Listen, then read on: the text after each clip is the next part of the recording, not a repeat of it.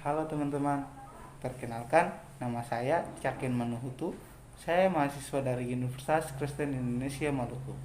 Saya dari Prodi Keperawatan dengan dosen pengampu Ibu Grace Bakano Escape MCAT. Di video saya kali ini, saya akan menjelaskan anatomi fisiologi dari sistem perkemihan. Kita masuk pada pengertiannya sendiri. Sistem perkemihan merupakan suatu sistem di mana terjadinya proses penyaringan darah sehingga darah bebas dari zat-zat yang tidak dipergunakan oleh tubuh dan menyerap zat-zat yang masih dipergunakan oleh tubuh.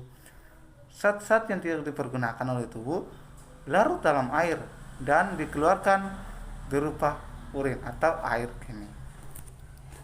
Di sini ada beberapa organ dari sistem perkemihan. Yang pertama, kita lihat ginjal.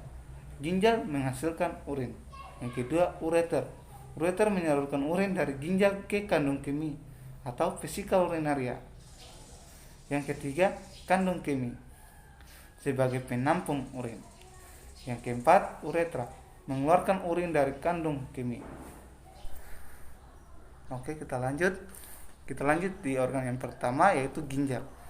Ginjal merupakan organ terpenting dalam mempertahankan cairan tubuh secara baik. Kita lihat berbagai fungsi ginjal. Yang pertama, ginjal untuk mempertahankan hemostatik dengan mengatur volume cairan. Yang kedua, keseimbangan osmotik. Yang ketiga, keseimbangan asam basa. Yang keempat, ekskresi sisa metabolisme. Yang kelima, sistem pengatur hormonal dan metabolisme. Oke, lanjut. Ginjal terletak dalam rongga abdomen. Kita lihat bentuk ginjal. Bentuk ginjal seperti kacang merah. Sisi dalam cengkung atau hilo merupakan tempat masuk dan keluar pembuluh-pembuluh ginjal. Seperti kita lihat ini pada gambar. Seperti itu. Berbentuk seperti biji kacang merah. Oke. Kita lanjut pada struktur ginjal.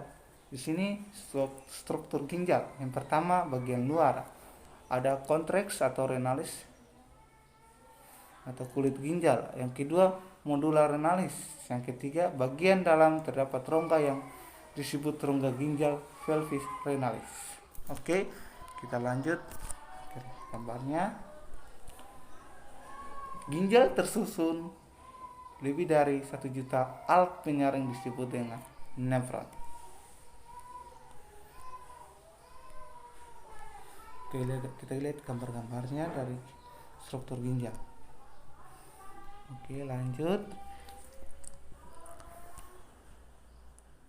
Di sini modula renalisnya, teman-teman bisa lihat yang di lingkar itu.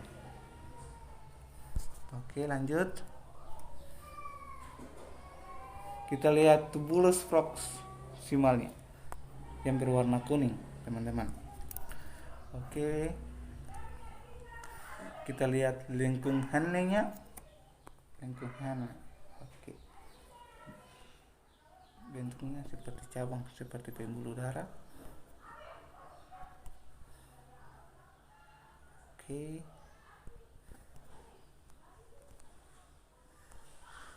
Kita lanjut. Kita lihat pelvis renalisnya. Kita lihat pelvis renalis, teman-teman, yang kayak gini ya, seperti ini. Oke, itu pelvis renalisnya. Oke, kita lihat tubulusnya, tubulus distalnya, dan tubulus collective atau.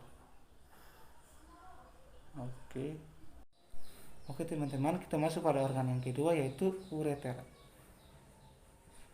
Ureter yaitu saluran dengan panjang sekitar 25 sampai 30 cm dengan garis 3 mm mengangkut urin dari ginjal ke kandung kemih.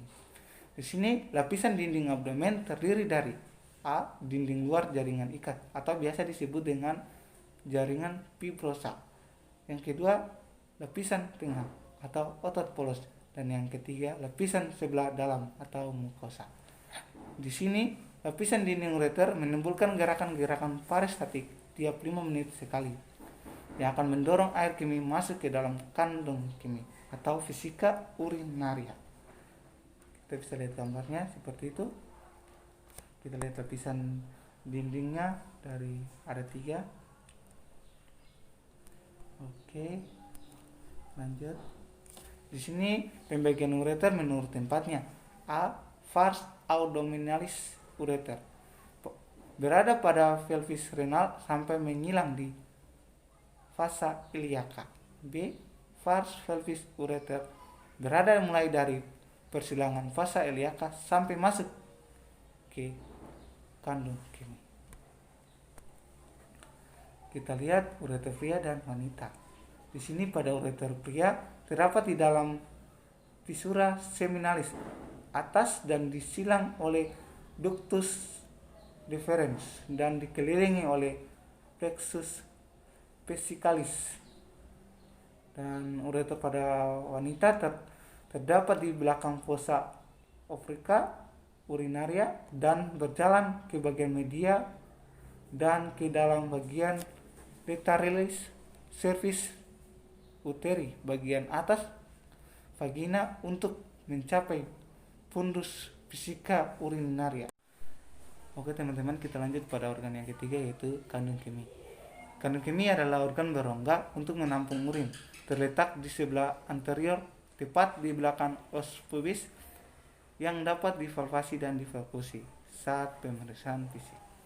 Di sini, kandung kemih terdiri dari 3 lapisan otot polos yang berfungsi mengosongkan kandung kemih saat urinasi atau proses buang air kecil. Dinding kandung kemih terdapat 2 bagian, yaitu badan atau korpus berbentuk ruang yang berdinding otot. Yang kedua, leher atau kolom berbentuk corong. Oke, kita lihat gambarnya, teman-teman. Seperti itu. Oke, teman-teman, kita masuk pada organ yang terakhir, yaitu uretra. Uretra merupakan tabung yang menyalurkan urin keluar dari kandung kemih. Di sini ada 2 sphincter uretra, yaitu sphincter eksternal ada di batas uretra anterior dan posterior yang terdiri dari otot polos yang diatur oleh saraf simpati. Yang kedua, sphincter internal terdiri atas otot bergaris yang diatur oleh sistem saraf somati. Di sini kita lanjut. Ada perbedaan panjang saluran uretra pria dan wanita. Di sini panjang uretra pria dewasa antara 23 sampai 25 cm yang juga berfungsi sebagai saluran reproduksi. Sedangkan panjang uretra wanita antara 3 sampai 5 cm.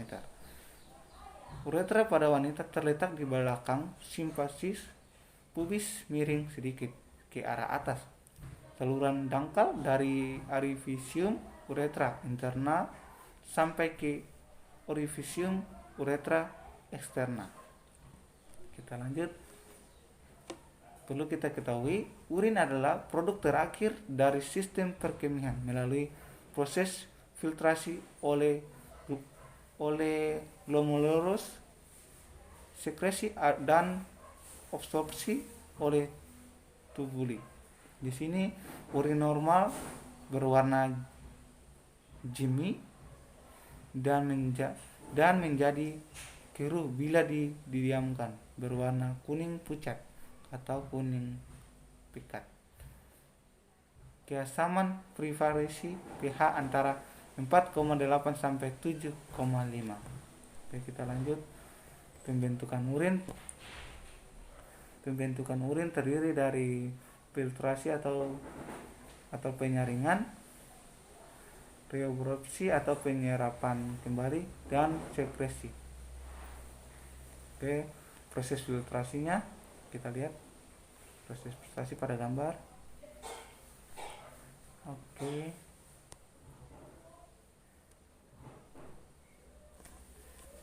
Kita lihat proses filtrasi pada gambar. Oke.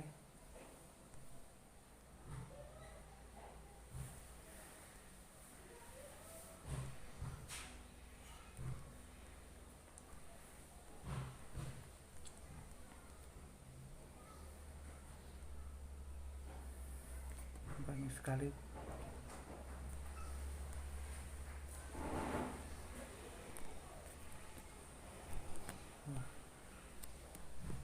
bagian uretranya, bladernya,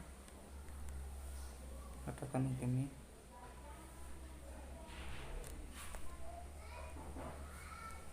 Oke.